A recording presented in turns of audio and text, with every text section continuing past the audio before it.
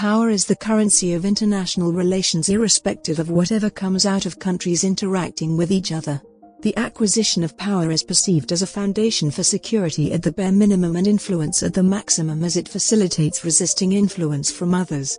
Some of the most common definitions of power include the ability to prevail in conflict and to overcome obstacles, or a symbol of the ability to change the distribution of results, and particularly the results of people's behavior, or a psychological relation between those who exercise it and those over whom it is exercised. Or A has power over B to the extent that he can get B to do something that B would not otherwise do. To sum it all up, power is a collection of material capabilities presented by the relationship between power wielders and those who power is exercised over.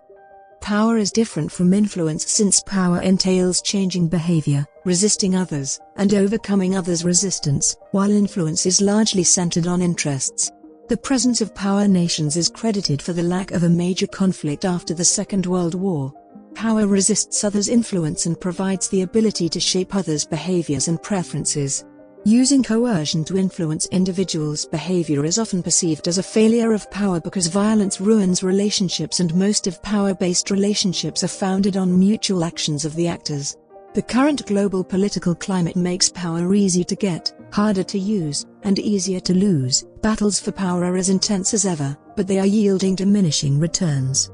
Coercive forms of power are becoming increasingly difficult to use because of the interconnected nature of the world today, a world where players have enough power to block everyone else's initiatives, but no one has the power to impose its preferred course of action, a world where decisions are not taken too late, or watered down to the point of ineffectiveness.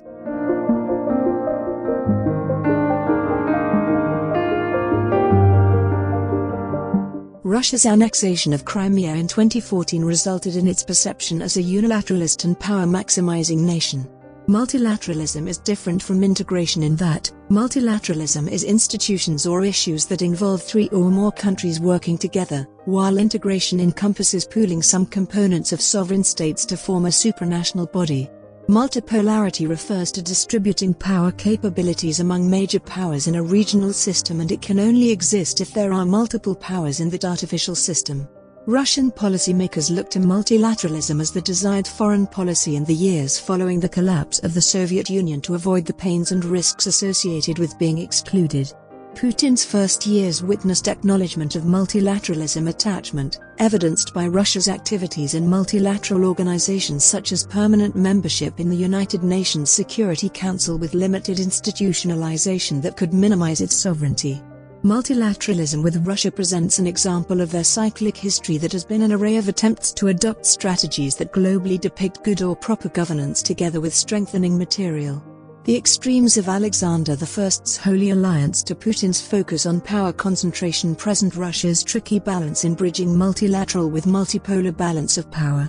The Kremlin has insisted on a multipolar approach to international affairs, even though it has had a fair bit of inconsistencies.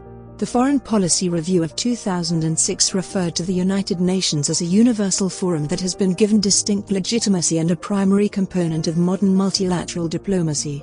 Russia adheres to the UN-type multilateralism, while pushing assertiveness and criticizing America's unilateralism. Russia as an instrumental multilateralist is presented by the fact that it uses international institutions to restrain American policy while using regional blocs to legitimize its unilateral decisions and strategies in its backyard. Putin's speech at the 2007 Munich Conference on Security Policy focuses on multilateral diplomacy as a substitute to the unipolar polar, which he described as, quote, not only unacceptable but also impossible in today's world.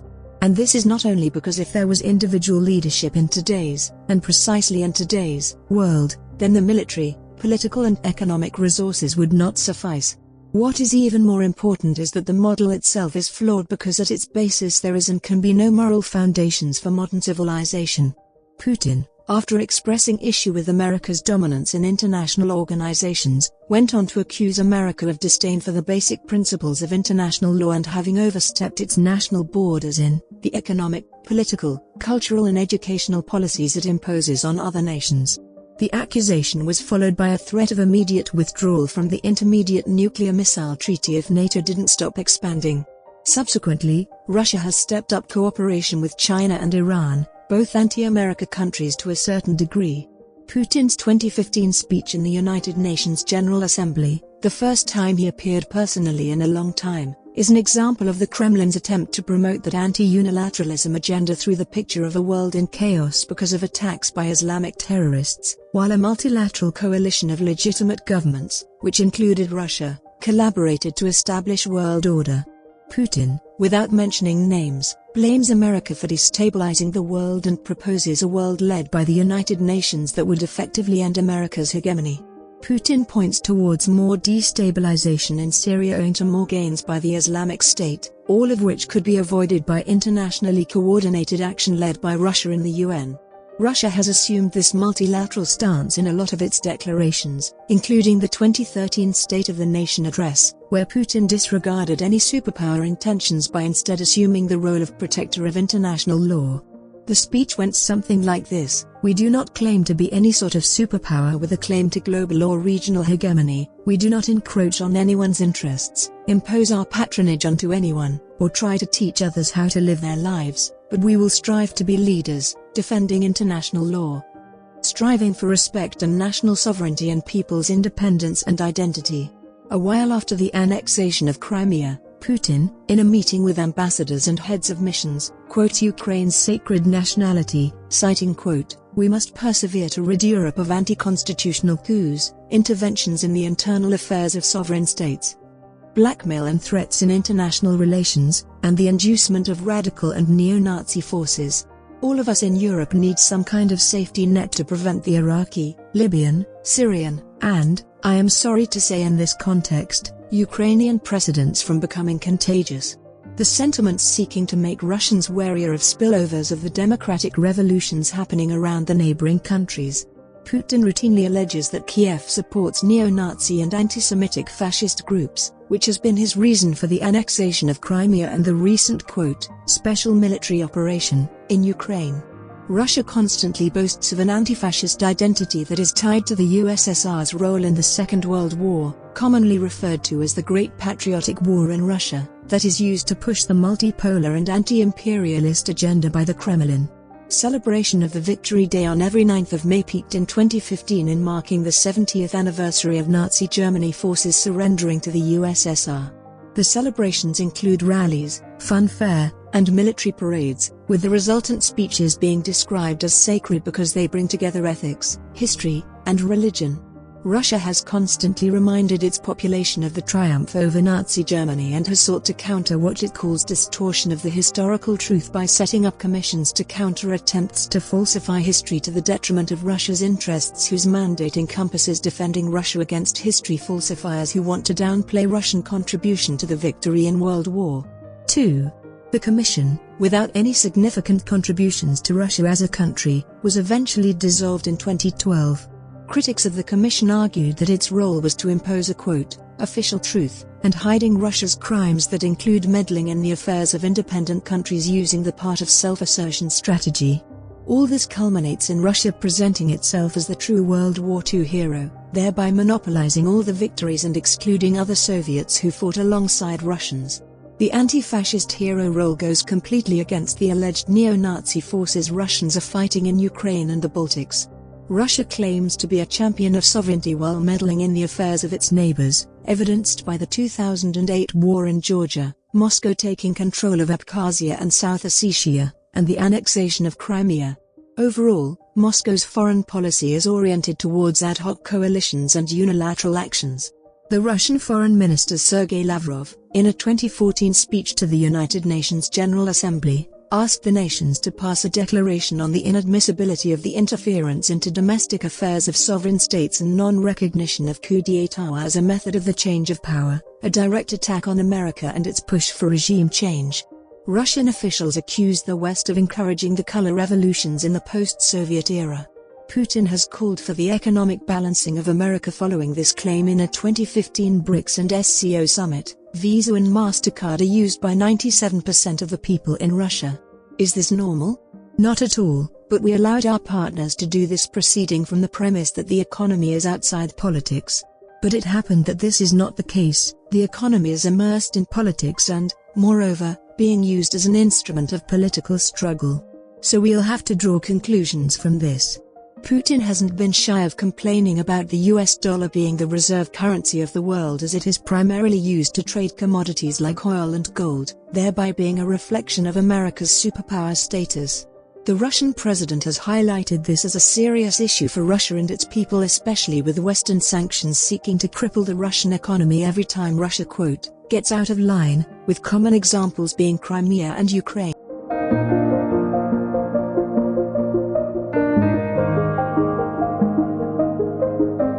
According to Western Europeans, the Baltics have nothing to worry about when it comes to their security because of the end of history moment that happened in 2004 when they became European Union and NATO member states. The reality for Georgia, Moldova, and Ukraine is however completely different because they are still part of a geopolitical competition. Putin differentiates good and bad Europe as good being those who oppose sanctions against Russia and bad being European Union members who strongly support the sanctions, especially the Baltics.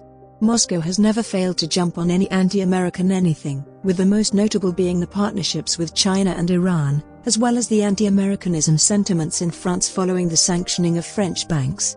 Russia then forgets and in turn sanctions countries that do not explicitly support Russia, including trade bans and invasions, most popular being Russia turning off major gas supply streams to European countries that support Western, in this case being American, sanctions. Moscow has repeatedly sanctioned countries in its region that align more with the West than itself. Russia has also sanctioned Ankara after Turkey shot down a Russian military plane in 2015. It is also clear that Russia, in the complex modern world today, does not shy away from using hard or military power in pursuing its interests within its region and abroad. Russia's paradoxical standpoint is popular in the global south and among rising powers and other rising powers, especially BRICS, which are popular for criticizing the US. Russia backs the creation of BRICS' New Development Bank, NDB, as a solution to Western-dominated financial institutions and systems. Russian and Chinese interests have been converging in the United Nations Security Council, with both countries being popular for promoting national sovereignty, multilateralism, and the primary role of the United Nations. Anti-imperialist Moscow backs left-wing anti-American movements, such as Syriza government in Greece, the Scottish National Party, and Stop the War campaign. The campaign is spearheaded by anti-American pacifists supported by UK Labour leader Jeremy Corbyn, a regular contributor to the Kremlin-backed Russia Today media outlet that promotes pro-Kremlin propaganda. The case of Greece is particularly interesting because of a related financial crisis and differences in European Union members' terms of bailout. Russia invited Greece to join BRICS Development Bank in 2015, with the invitation seeking to divide the EU and challenges IMF and World Bank dominance all over the world. Greece's economic obligations to the EU limit the ability to honor the invitation, but Russia's solidarity with Greece at the time and growing anti-EU sentiments explains Putin's 53% popularity and trust in Greece but 71% distrust in Brussels. Russia supports left-leaning movements and also right-leaning ones, all while fighting the world's reliance on the West.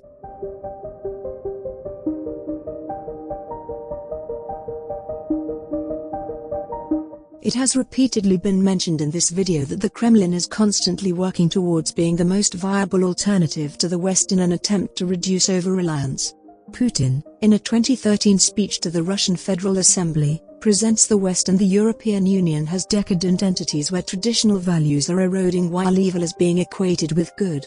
Despite separating from his wife in 2013, Putin still presents himself as a strong supporter of family, arguing, quote, "This destruction of traditional values from above not only leads to negative consequences for society but is also essentially anti-democratic, since it is carried out on the basis of abstract, speculative ideas, contrary to the will of the majority, which does not accept the changes occurring or the proposed revision of values.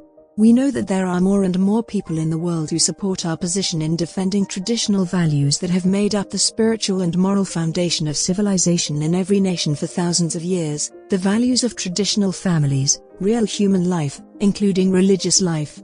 Not just material existence but also spirituality, the values of humanism, and global diversity." Putin, through the words of Russian philosopher Nikolai Berdyaev, argues that conservatism prevents movement backwards and downward, into chaotic darkness and a return to a primitive state. He argues that democracy in the US and the general West destabilizes order by declaring that peoples and countries are raising their voices in favor of self-determination and civilizational and cultural identity, which conflicts with the attempts by certain countries to maintain their domination in the military sphere, in politics, finance, economy, and in ideology. Putin appeals to the power of moral superiority, truth, and justice by presenting them as the basis of Russian foreign policy, since it allegedly doesn't include selfishness. A couple of days before Putin's address, the Center for Strategic Communications, a Kremlin-backed institution, published a report titled Putin, World Conservatism's New Leader, with the goal being replacing communism with conservatism. Decades after the Cold War, Russia is presenting itself as the conservative alternative to the liberal West. Illiberal leaders in the post-Soviet region copy-paste Russian laws such as the anti-gay propaganda bill that prohibits non-traditional sex with individuals under the age of majority. Kyrgyzstan and Belarus are discussing similar legislation with other countries in the region restricting, quote, homosexual propaganda. LGBTQ+ rights activists argue that these laws portray members of the community as a threat to national security. The Russian Orthodox Church and the Russian Embassy in Ukraine have largely pushed for the civilization argument, with civilization in this case referring to deterrence from joining the European Union by contrasting the Union's liberal values with the largely conservative Ukrainian population. The Ukrainian Choice, funded by Putin's close ally Viktor Medvedchuk and other Russian diplomats, spreads propaganda through pamphlets associating joining the EU with same-sex marriage because of the underlying liberalism. The worsening of the conflict in Ukraine in 2014 saw Alexei Pushkov, chairman of Foreign Affairs Committee in Russia's lower house of parliament, tweet, "In place of victory parades in Kiev there will be gay parades." The Russian Orthodox Church, which is one of the country's soft power institutions, works towards preserving Russia's conservative image and leader of the illiberal world. Close ties to the Kremlin have seen the church campaign against Western integration in Moldova and Montenegro. As a result, far-right movements such as Attica in Bulgaria, Jobbik in Hungary, the Front National in France, and the UKIP in the UK perceive Moscow as the ideological Mecca.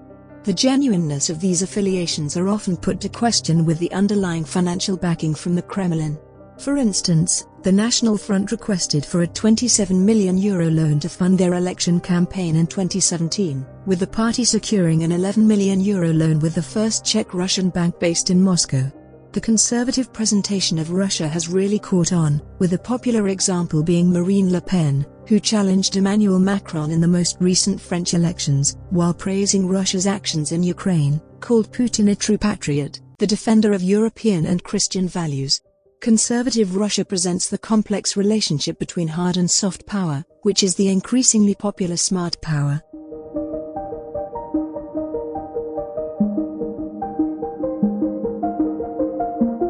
The presentation of Russia as the big brother, or the Starship brat, especially in the context of its geographical location, dates back to the Russification process of the Soviet times that involved the promotion of Russian identities to non-Russian people based on the ideology that Russia plays a big brother to the socialist family of nations. The whole Russia being a big brother faded over the years, especially after the collapse of the Soviet Union and the resultant political and economic crisis. Under Putin, Russia re-emerged as a major regional and global player, a phenomenon that brought back the whole big brother thing all over again beyond the Kiplingian burden. The burden revolves around Russia civilizing inferior cultures, which includes the responsibility of protecting them even if it's by force. The whole brotherhood thing especially focuses on ethnic Russians and Russian-speaking people in the diaspora, popularly known as the Russian world. The Russian world could be traced back to the Middle Ages, where it was used to define ancient Rus or the East Slavic tribes. In the 90s, the Russia world was used to define the re-establishment of the Russian identity by reconnecting with history, with a shared history being used to imply a common fate. The relationship between history and fate for the Russian people is evidenced by the quote, "We, Russians, are a multinational people. Being Russian is not about blood, being Russian is about a shared destiny." Compatriots are key components of the Russian world as seen as an ideology. They are subjects and objects of Moscow policies. The term compatriots abroad was introduced in the 90s and it refers to people living outside Russia but have historical, cultural, and linguistic ties with the motherland and want to keep those ties irrespective of their citizenship. The 1999 Russian Federation's state policy towards compatriots living abroad as organizations defines compatriots as the persons and their descendants living outside the territory of the Russian Federation, and also the persons whose relatives in direct parentage earlier lived in the territory of the Russian Federation, including persons who had citizenship of the USSR, live in the states formerly part of the USSR, and have acquired citizenship of these states, or become stateless persons. The revised definition in 2010 included the self-identification component, with greater emphasis from Putin, who defines compatriots as those people who consider themselves part of the broad Russian community. They may not necessarily be ethnic Russians, but they consider themselves Russian people. He further argues that in Ukraine, as you may have seen, at threat were our compatriots, Russian people and people of other nationalities, their language, history, culture and legal rights, guaranteed, by the way, by European conventions. When I speak of Russians and Russian-speaking citizens, I am referring to those people who consider themselves part of the broad Russian community. They may not necessarily be ethnic Russians, but they consider themselves Russian people.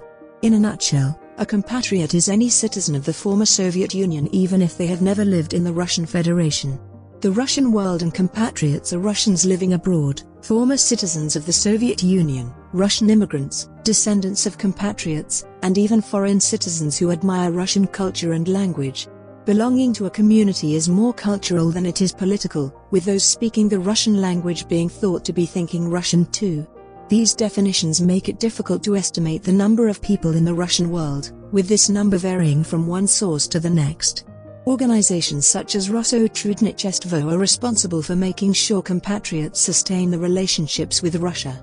Most popular examples of compatriots are American and French actors Steven Seagal and Gerard Depardieu, who received their Russian passports in 2016 and 2013 respectively. Putin used the opportunity of Seagal receiving his passport as symbolic of mending the strained Russian-West relationships.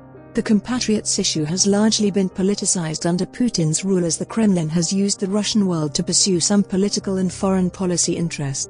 Compatriots have been used to spread Russian soft power, especially language and culture, but the problem comes in when they are weaponized militarily. The alleged defense of the rights and interests of compatriots has been Russia's justification of meddling in the internal affairs of sovereign nations. Sustaining the image of a big brother has required Russia to resort to hard power that has drawn a fair degree of criticism. The 2008 war with Georgia was the first instance of Russia using compatriots as a justification of military force to allegedly protect its citizens in South Ossetia and Abkhazia.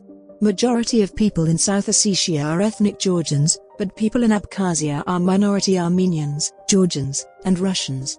Russian president at the time, Dmitry Medvedev, denounced Georgia's incursion in South Ossetia by arguing, quote, "Russia has historically been a guarantor for the security of the peoples of the Caucasus, and this remains true today. Civilians, women, children and old people, are dying today in South Ossetia, and the majority of them are citizens of the Russian Federation. In accordance with the Constitution and the federal laws, as President of the Russian Federation, it is my duty to protect the lives and dignity of Russian citizens wherever they may be. It is these circumstances that dictate the steps we will take now. We will not allow the deaths of our fellow citizens to go unpunished. The perpetrators will receive the punishment they deserve." The war in Ukraine threw the whole compatriots thing into the limelight all over again. Putin suggested that compatriots in Crimea were at risk, and that became the reason for annexation. The Kremlin press secretary Dmitry Peskov said, quote, "Russia is the country that underlies the Russian world, and the president of that country is Putin. Putin precisely is the main guarantor of the security of the Russian world." The image of a big brother and a security guarantor completely contrasts with multilateralism or the defense of national sovereignty, as it doesn't recognize any of the countries in the post-Soviet space as independent entities.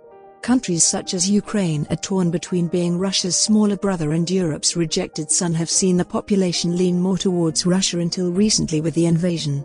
Compatriots are protected by the motherland in exchange for protecting its interests abroad.